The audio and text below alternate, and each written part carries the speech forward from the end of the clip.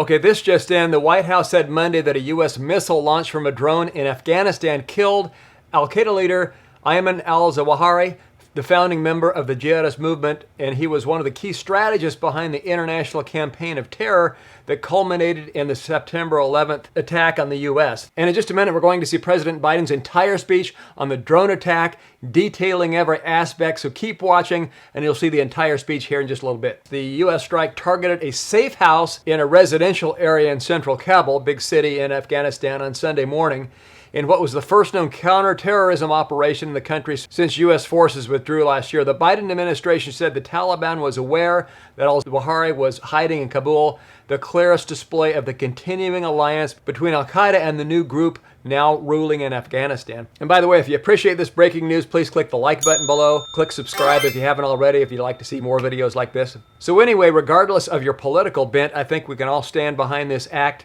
as Americans, because after all, this guy who was responsible for the killing of thousands of people in the U.S. I mean, I believe it was over 2,900 people on U.S. soil. So let's go ahead and take a look and see what the president has to say here.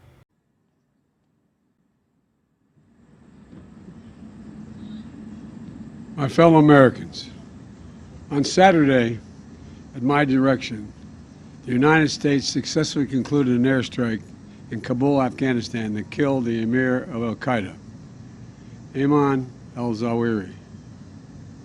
You know, Zawahiri was bin Laden's leader. He was with him the whole time. He was his number 2 man, his deputy at the time the terrorist attack of 9/11. He was deeply involved in the planning of 9/11. One of the most responsible for the attacks that murdered 2,977 people on American soil. For decades, he was the mastermind behind attacks against Americans, including the bombing of the USS Cole in 2000, which killed 17 American sailors and wounded dozens more. He played a key role in the bombing of U.S. embassies in Kenya and Tanzania, killing 224 and wounding over 4,500 others. He carved a trail of murder and violence against American citizens, American service members, American diplomats, and American interests. And since the United States delivered justice to bin Laden 11 years ago, Zawahiri has been a leader of al-Qaida, the leader. From hiding, he coordinated al-Qaeda's branches and all around the world, including setting priorities for providing operational guidance that called for and inspired attacks against U.S. targets. He made videos, including in recent weeks, calling for his followers to attack the United States and our allies. Now, justice has been delivered, and this terrorist leader is no more. People around the world no longer need to fear the vicious and determined killer. The United States continues to demonstrate our resolve and our capacity to defend the American people against those who seek to do us harm.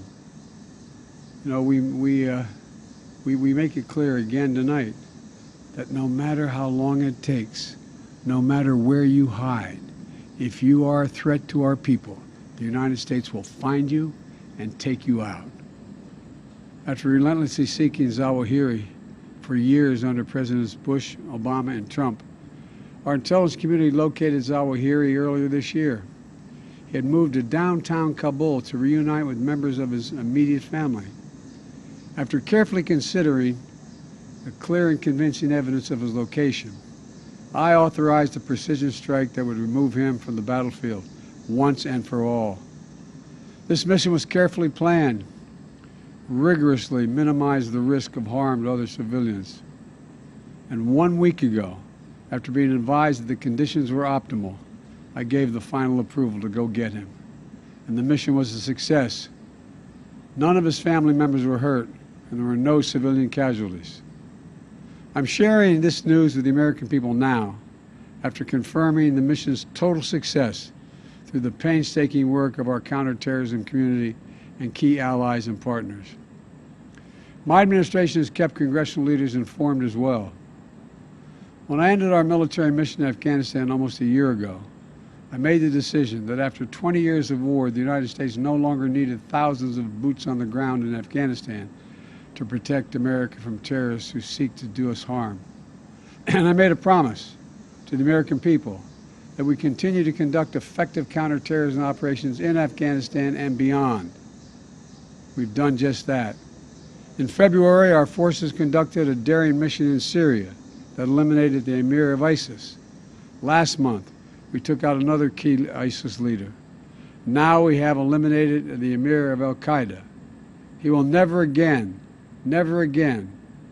allow Afghanistan to become a terrorist safe haven, because he is gone, and we're going to make sure that nothing else happens. You know, it can't be a launching pad against the United States. We're going to see to it that won't happen. This operation is a clear demonstration that we will, we can, and will always make good on the solemn pledge. My administration will continue to vigilantly monitor and address threats from al-Qaida, no matter where they emanate from.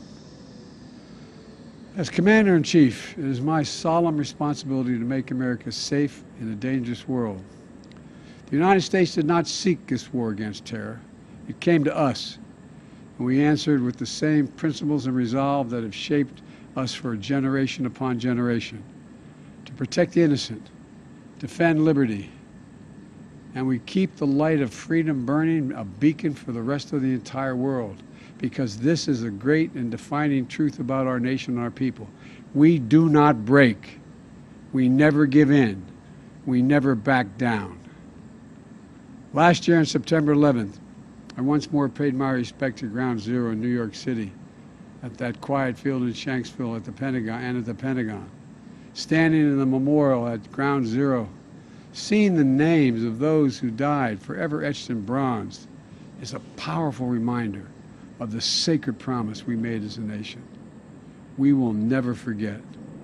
The memorial also bears the quotation from Virgil: "No day shall erase you from the memory of time. No day shall erase you from the memory of time."